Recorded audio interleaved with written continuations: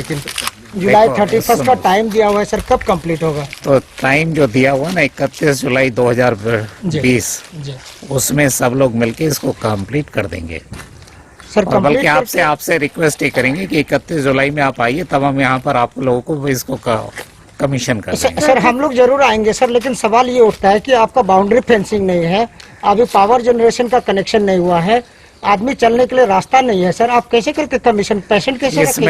इसमें मैं आपको बताता हूँ कि जो सरकारी डिपार्टमेंट होते हैं ना, इनको आदत होता है क्राइसिस में का अच्छा काम करने का। और ये अरुणाचल नहीं है, पूरे हिंदुस्तान की बात बता रहा हूँ कि आपको यानी 4 दिन पहले लगेगा कि कुछ नहीं है, बट 4 दिन में जब आते हैं तो डिपार्टमेंट में इतनी काबिलियत होती है कि उसका हुलिया या उसकी रूपरेखा बदल देते हैं। तो यानी आप इन पर यकीन रखें, सभी डिपार्टमेंट के लोग, चाहे वो हेल्थ डिपार्टमेंट है, डिप्टी कमिश्नर है, हमारा वाटर सप्लाई का है, पावर का है, सभी लोग मिलके इसको आपको 31 तारीख में हर तरह से कंप्लीट करके आपको दे देंगे। Sir, can we get an assurance that it will be completed by 31st because it is already 31st July 2020। Sir, but this is already the third attempt by the government as per the report. Attempt तो attempt as in third deadline. इससे पहले deadline क्या था? Sir, 18 July was the second deadline as per the government report. 18 July. And weather conditions भी है, अभी देखना है weather।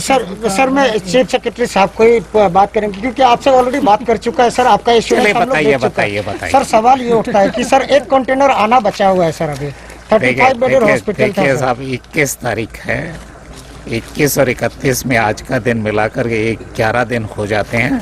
11 दिन में हमारी जो टीम है वो इस कार्य को कंप्लीट करेगी। सर 3 महीना से तो यही देख रहे हैं हम लोग सर। आप ऐसा है जनाब, आपने 3 महीना देखा है तो आप 11 दिन और देखिएगा। 11 दिन में फिर मैं यहीं आऊंगा, आप मेरे से सवाल पूछिएगा, यदि नहीं हुआ तो फिर जिम्मेदारी है।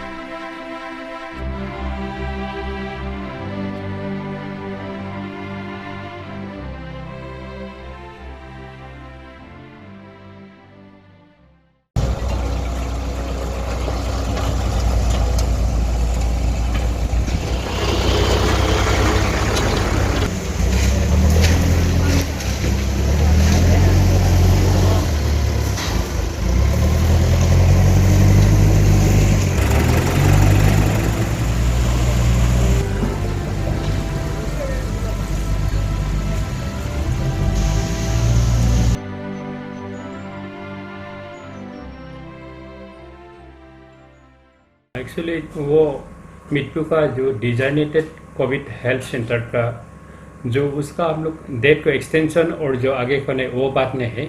जैसे काम हम लोग भी जल्दी करना चाहते हैं सब, लेकिन अभी मैं भी अप्रिशिएट करना चाहूँगा जो पीएससी डिपार्टमेंट हो, इलेक्ट्रिकल का हो, वाटर सप्लाई का हो, इन लोग वहाँ अच्छा से काम कर रहे हैं। अच्छा से काम करने का बावजूद, दिन रात काम करने का बावजूद भी ईटानगर कैपिटल में अभी इस मानसून में बारिश से बहुत हिंड्रेंस मिलता है काम करने के लिए, तो उसी में थोड़ा हम लोग टारगेटेड में नहीं हो पाया है और पाएगा। तो इसलिए मैं सोचता है उसमें हम लोग जो गिवन जो टाइम पे 31 या 1 तारीख तक हम लोग उसको हो नहीं पाएगा, तो उसके लिए मैं जो भी हो काम अधूरा रख के हम लोग ऐसे नेम सेक के लिए ओपनिंग होने से नहीं होगा। तो जितना भी वो हमें काम करना है उसको 100% करने के बाद ही वह हम लोग मेडिकल को सेटिंग करना है, क्योंकि जब हमारा डिपार्टमेंट क्लिनिकली वह उसको टेक ओवर करेगा, उसका बाद में वहाँ में दूसरा डिपार्टमेंट काम करने से ठीक नहीं होगा, डिस्टर्बेंस होगा। तो इसलिए हम लोग उसको एटलीस्ट 1 वीक तक और आगे बढ़ना पड़ेगा।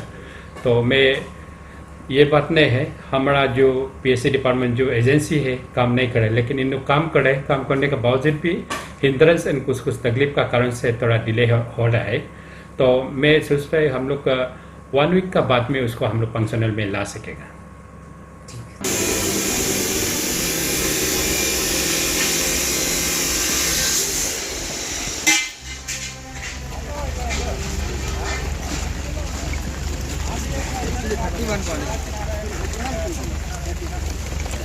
ज्योति साहब आज तो इनॉग्रेशन होने वाला था, काम ही खत्म नहीं हुआ, क्या हो गया? नहीं, इनॉग्रेशन आज के दिन 31 को CS सर का डायरेक्टिव के हिसाब से हैंड ओवर करना था, लेकिन वो पिछले 21 तारीख को ही डिसीजन लिया गया कि ये एडिशनल स्ट्रक्चर बनाना है करके। तो 21 तारीख से आज तक 10 दिन में हमको कल तक का बारिश का हिसाब करने से 6 दिन तो बारिश में ही गुजर गया। 4 दिन का मेरे को टाइम मिला काम करने के लिए। 4 दिन में 400 स्क्वायर मीटर का बिल्डिंग्स बनाना है मेरे को, दैट इज 4000 स्क्वायर फीट का। अब उसमें बारिश 6 दिन खा दिया। 4 दिन ही का काम आप देखिए, तो 4 दिन में हमने कितना काम कर लिया आपके सामने में ही आप खुद देख सकते हैं। क्या प्रोविजन है सर इसमें हॉस्पिटल में, क्योंकि प्री फैब्रिकेटेड पहले था, अभी तो लग रहा है फैब्रिकेटेड ही बन रहा है पूरा। हाँ, प्री फैब्रिकेटेड उस समय का बात था जब कोरोना तेजी से बढ़ रहा था देश भर में। तो ये प्री फैब्रिकेटेड कंटेनर जो टाटा का बनाया हुआ है, शॉर्टेस्ट एकोमोडेशन के लिए बनाया गया था, शॉर्टेस्ट पॉसिबल टाइम में। वो इनको भी आने में काफ़ी दिन लग गया क्योंकि देश भर में लॉकडाउन था। तो इसके बाद अभी ये कंटेनर जो साथ है, एक में 5 का कैपेसिटी, 5 बेड रहेगा, 35 कैपेसिटी को चलाने के लिए यहाँ पे तो जितना भी हेल्थ वर्कर्स लोग को, डॉक्टर से लेके आपका सैनिटरी वर्कर्स तक को यहीं पे रहना पड़ेगा।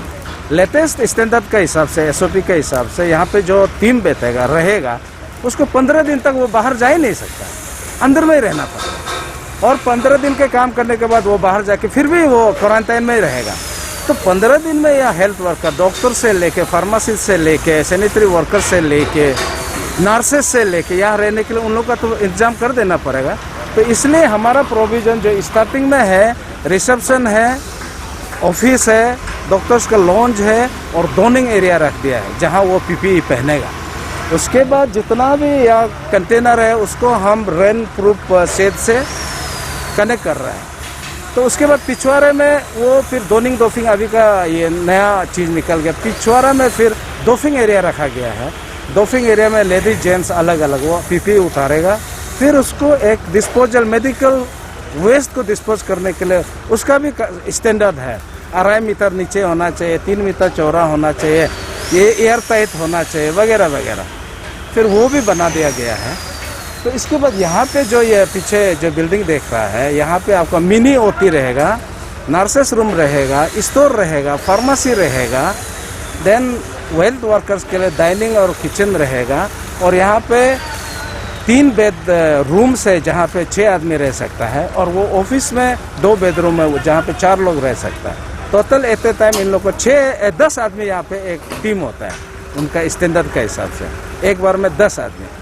तो यहाँ में उन लोग का रहने का प्रॉब्लम भी इसी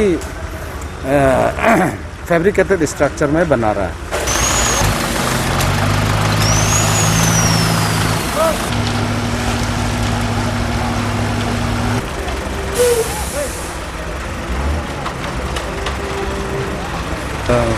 सिंस सो मेनी मंथ्स, बहुत महीना से ये ऑलरेडी कंस्ट्रक्शन पे चल रहा है। और as per as my concern जो मेरा नॉलेज में है, इसके लिए 3 बार डेडलाइन दे चुका है चीफ सेक्रेटरी ने, मिनिस्टर ने। तो उसके लिए एग्जैक्टली जो स्टेटस है यहाँ एग्जैक्टली क्या हो रहा है उसको हम लोग देखने आया था, और यहाँ का जो प्रिपरेशन जो किस हालत में चल रहा है तो उसको देखने आया था। आप लोग अभी देख के अभी क्या करेंगे? अभी आप डिसीजन क्या हुआ? आपसू का क्या सोच विचार करके आए? नहीं, वो हम लोग तो आपसू टीम तो वही कहता है, आप हॉस्पिटल बना रहा है, डेडिकेटेड हॉस्पिटल बना रहा है, ये नेम सेक के लिए नहीं होना है। हॉस्पिटल जो है वो वेल फर्निश होना है, जितने भी इक्विपमेंट्स है वो अवेलेबल होना है। बिना इक्विपमेंट्स का, बिना प्रिपेयरनेस का जैसे तैसे बना के इनोग्रेशन नहीं करना है। क्योंकि रिसेंटली जो चीफ सेक्रेटरी ने कहा था कि आज इनोग्रेशन करेगा, बट अभी हम लोग यहाँ देखने को मिला कुछ प्रिपरेशन नहीं है। लेकिन आज इनोग्रेशन का बात था, लेकिन कल इसलिए हम लोग का जो कहना है कि बिना प्रिपरेशन का डेट अनाउंसमेंट करना वो ठीक नहीं है। आज ये 31 जुलाई है 2020, ये डेडिकेटेड कोविड हॉस्पिटल को आज इनॉग्रेशन होना था, लेकिन हम भी यहाँ महसूस कर रहे हैं कि काफ़ी बरसात है और शायद बरसात के कारण काम को रुकावट मिला है। और ये डेडिकेटेड कोविड हॉस्पिटल इसीलिए कैपिटल कॉम्प्लेक्स में ज़रूरत है, और ज़्यादा ज़रूरत है कि हमारा जो कोविड पॉजिटिव केसेस जो काफ़ी बढ़ रहा है, पूरा अरुणाचल में कोविड पॉजिटिव केसेस का जो रफ्तार है जो कैपिटल कॉम्प्लेक्स में ही सबसे ज़्यादा बढ़ा है। इसलिए हमको डेडिकेटेड कोविड हॉस्पिटल का ज़रूरत था। और ये डेडिकेटेड कोविड हॉस्पिटल जो है, Covid hospital, Covid health care centre जिसको बोलते हैं हम लोग, कि काफ़ी काम जो बचा हुआ है यहाँ पेंडिंग है। आप पीछे, हमारा पीछे जो देख सकते हैं, यहाँ अभी जो प्लिंथ एरिया जो है उसमें काम चल रहा है। बाथरूम जो बन रहा है, अंडर कंस्ट्रक्शन है। ड्रेसिंग रूम वगैरह बन रहा है। इसके बाद में यहाँ गार्ड रूम बन रहा है, आगे सामने में देखने को मिल रहा है। इसके बाद में पेशेंट को जो ले जाने का जो ये स्ट्रीट जो बन रहा है छोटा सा, जो वो भी अभी कंप्लीट नहीं हुआ है। और सबसे बड़ा चीज़ है कि हम लोग किसी के खिलाफ नहीं हैं। हमें लोग का जो इच्छा है, आकांक्षा है, चाह है, अभिलाषा है, इमीडिएट हॉस्पिटल हमको चाहिए। क्योंकि ट्रिम्स में देखा गया कि काफ़ी दिक्कत होता है जो कोविड ट्रीटमेंट के लिए। इसी का वजह से दूसरा हॉस्पिटल बनाना बहुत ज़रूरी था। और ये बन रहा है हॉस्पिटल, शायद 10 दिन लगे, 1 सप्ताह लगे, लेकिन ये हॉस्पिटल बन के निकलेगा। और ये शायद रिक्वायरमेंट को फुलफिल करेगा, हमारा जो रिक्वायरमेंट है उसको ज़रूर फुलफिल करेगा, ये हमारा भी विश्वास है। मैं मनोज सिंह, मीटपू से, अरुणाचल 24 के लिए।